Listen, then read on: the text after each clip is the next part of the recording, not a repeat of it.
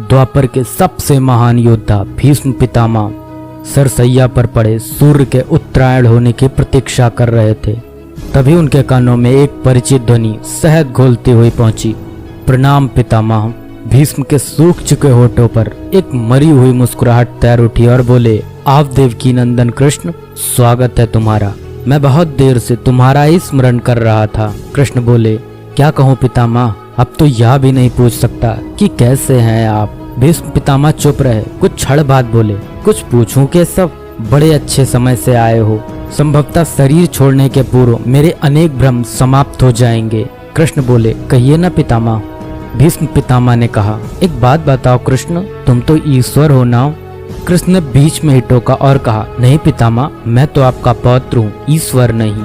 भीष्म उस घोर पीड़ा में भी ठहाके लगाकर हंस पड़े और बोले, कृष्ण, मैं अपने जीवन का स्वयं कभी आकलन नहीं कर पाया, संभवतः नहीं जानता कि अच्छा रहा या बुरा, पर अब तो इस धरा से जा रहा हूँ कन्हैया, अब तो ठगना छोड़ दो। कृष्ण भीष्म पितामह के थोड़ा करीब आए और उनका हाथ पकड़कर बोले, कहिए पितामह, क्या पूछना चाहते हैं आप। भीष्म पितामह बोले, एक बात बताओ कन्हैया, इस युद्ध में जो हुआ वो ठीक था क्या। कृष्ण ने कहा, किसकी ओर से पितामह, पांडवों की ओर से या कौरवों की ओर से। भीष्म पितामह ने कहा, कौरवों के कृत्यों पर चर्चा का तो कोई अर्थ ही नहीं रहा कन्हैया, पर क्या पांडवों की ओर से जो हुआ वो सही था। आचार्य द्रोण का वध, दुर्योधन की जंघा के नीचे प्रहार, दुशासन की छाती का चीरा जाना, जयद्रथ के साथ हुआ छल, निहत्थे कर्ण का वध, यह सब उचित था क्या। कृष्ण ने कहा, इसका उत्तर मैं कैसे दे सकता हूँ पितामह, इसका उत्तर तो उन्हें देना चाहिए जिन्होंने यह किया। उत्तर दे दुर्योधन का वध करने वाले भीम, उत्तर दे कर्ण और जयद्रथ का वध करने वाले अर्जुन। मैं तो इस युद्ध भूमि में कहीं था ही नहीं पितामह। भीष्म पितामह ने कहा, अभी भी छलना नहीं छोड़ोगे कृष्ण। अरे विश्व भले कहता रहे कि महाभारत को अर्जुन और भीम ने जीता, पर मैं जानता हूँ कन्हैया कि यह तुम्हारी और केवल तुम्हारी विजय है। मैं तो उत्तर तुम्ही से पूछूंगा कृष्ण।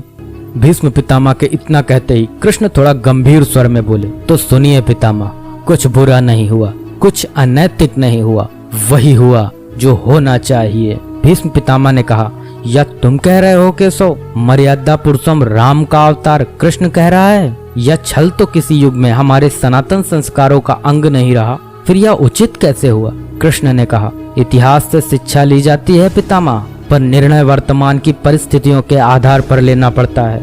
हर युग अपने तर्कों पर अपनी आवश्यकता के आधार पर अपना नायक चुनता है। राम त्रेता युग के नायक थे, मेरे भाग में द्वापर आया था।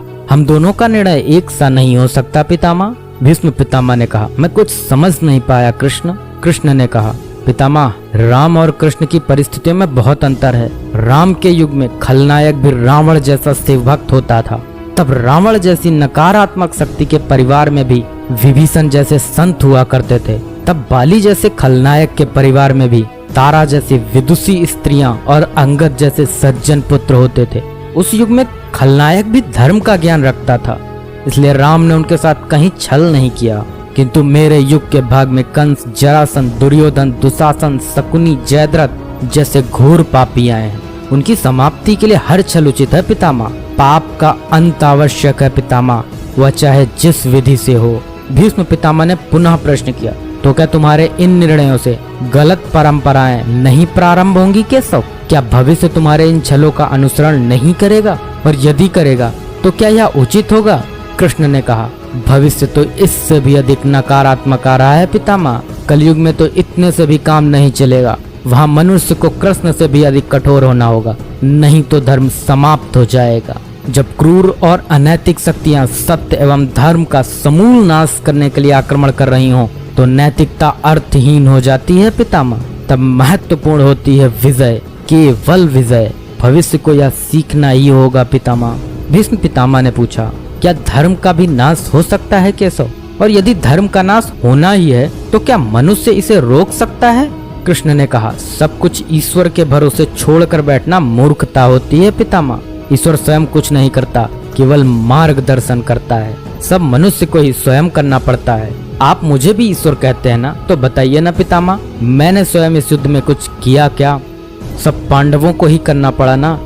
यही प्रकृति का संविधान है। युद्ध के प्रथम दिन यही तो कहा था मैंने अर्जुन से यही परम सत्य है। कृष्ण की बातों को सुनकर भीष्म पितामह संतुष्ट लग रहे थे। उनकी आंखें धीरे धीरे बंद होने लगी।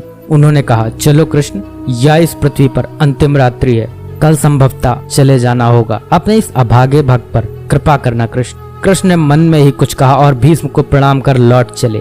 पर युद्ध भूमि के उस डरावने अंधकार में भविष्य को जीवन का सबसे बड़ा सूत्र मिल चुका था।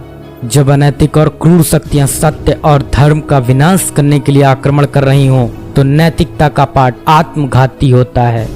ईश्वर कुछ भी नहीं करते, ईश्वर सिर्फ राह दिखाते हैं। सब कुछ हमें ही करना पड़ता है और ईश्वर के भरोसे हाथ पर हाथ रख के बैठे रहना मूर्खता होती है।